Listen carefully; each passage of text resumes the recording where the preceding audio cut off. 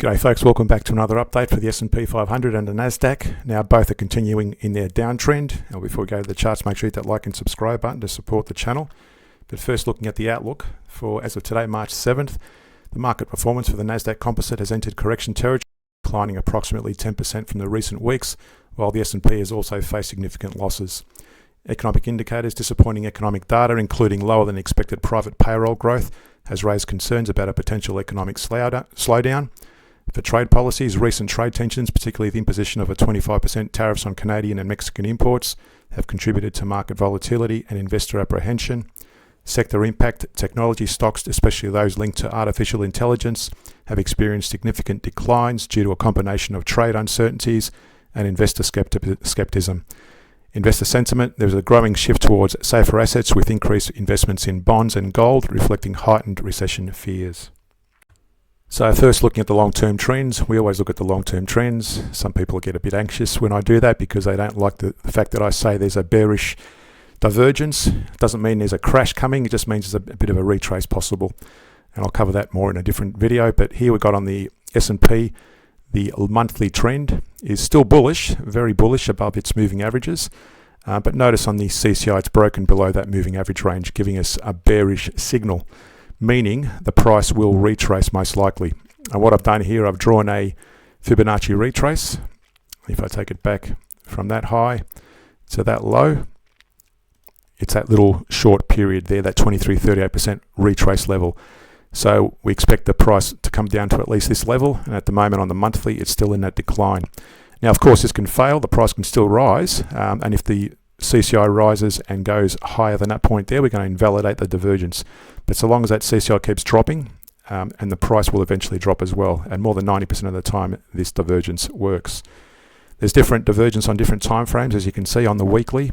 We've got a declining CCI again versus higher highs in the price. On the most recent one, we had here at higher highs between those periods there on the price, above their moving averages, but on the CCI it's dropping off. So again, you can see there a small target area, and again these divergences are different to different time frames. You can see there it touched it there initially, but then it fell down, and it's about halfway through that 23-38% range as we speak on the weekly. On the daily as well, we did hit this resistance up here at 61.47.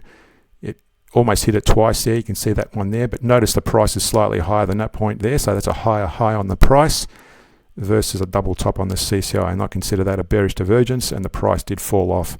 Now again, if I draw a Fibonacci between that high, we take it back to the significant low, so let's take it back to that level. You can see there it's 50% on the Fibonacci range. It's bouncing and rested on that 50% level, but also notice it's tracking and sort of bounced off that, the body of the candles have bounced off that descending diagonal trend line. So we may see the price retrace back towards this trend line possibly. Alternatively, we'll see further downsides coming closer towards this 61%. So that's the daily bearish, very strong bearish outlook at the moment. There's no sign on the daily for a pullback on the CCI. If we go to the intraday chart, the 1 hour chart, again there's that daily chart we use as a reference, so we only go short from that period where that candle breaks below the moving average range on the price and also below the moving average of the CCI. We take short positions, and that would have been from the 21st of February. So from this point on, you would have taken short positions there. That would have been your first entry there.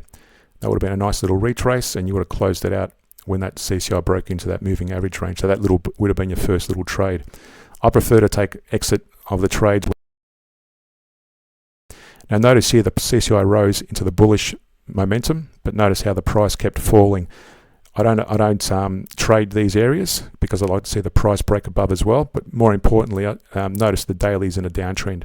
That's your key trend indicator. If the higher time frame, in this case the daily, is your trend is your friend, you always go in that direction. Now there's a false break. There's a couple of false breaks, but again, I'd like to see notice here the moving averages are trending up. I'd like to see those start to trend down. You can see there it's starting to curve down. That was also a false break, but you could have possibly taken a position there.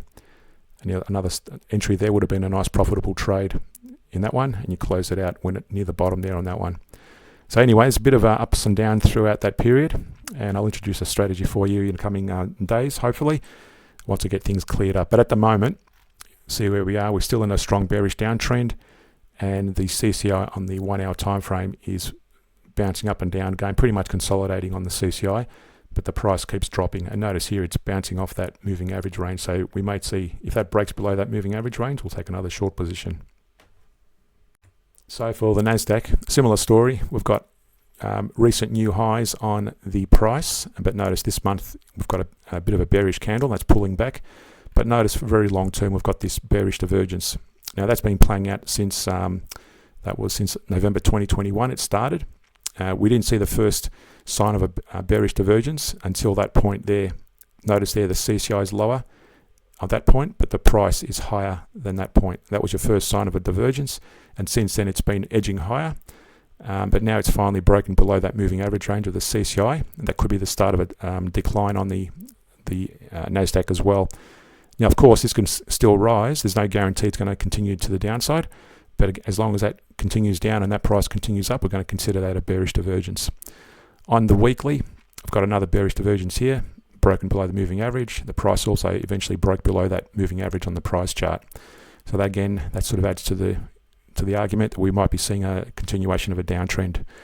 On the daily, again, similar to the S&P, it's almost hit this resistance up here at 22.225 twice. It's hit it the second time here, and it's actually come back down and resting on this diagonal trend line.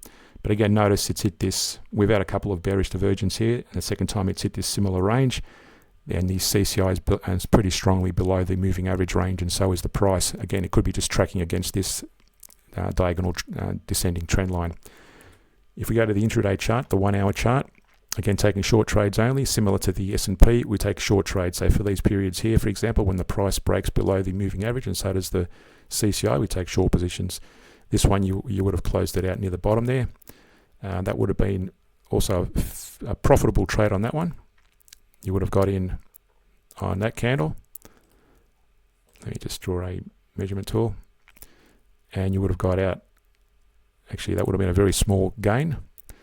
Another entry there, and you would have got out, that would have been a loss actually, that would have been closed out at the top there. I prefer to take, put your stop loss above the moving average range, so you would have closed it out near the top there. And the last trade you would have taken would have been on that candle there. You could have closed that out on that one, and then re-enter it again there, or if you wanted to wait until the next level, again it's a bit harder to judge some of these, but you would have closed that out on that candle there near the top. Either way, you would have made two small gains there, or one big gain depending on where you got in or out. To support the channel, hit that like and subscribe button, and for added benefits and for a cost of a coffee each month, consider subscribing to the Patreon page where we look at weekly scans of bullish shares across various regions. Thanks for watching, and see you in next week's video.